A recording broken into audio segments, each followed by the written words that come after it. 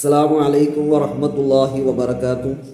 മുഅ്മിനീങ്ങളെ, ഒരു പെരുമ്പാമ്പിനെ സ്വപ്നം കണ്ടു. എങ്ങനെയാ സ്വപ്നം കണ്ടത്?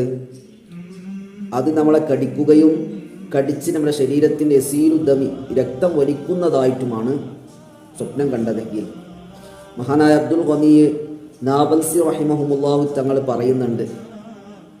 അദ്ദേഹത്തിൻ്റെ ഹയാത്തു ഹയവാനുൽ കുബറ എന്ന് പറയുന്ന ഗ്രന്ഥത്തിലെ 360-ാമത്തെ പേജിൽ പറയുന്നുണ്ട്, ഹയ്യുൻ ഖദീർ, വലിയ പാമ്പ് എന്ന് പറഞ്ഞിട്ടാണ് അതിനെ അറിയിക്കുന്നത്. പെരുമ്പാമ്പിനെ കുറിച്ച്, വലിയ പാമ്പിനെ കുറിച്ച് പറയാം.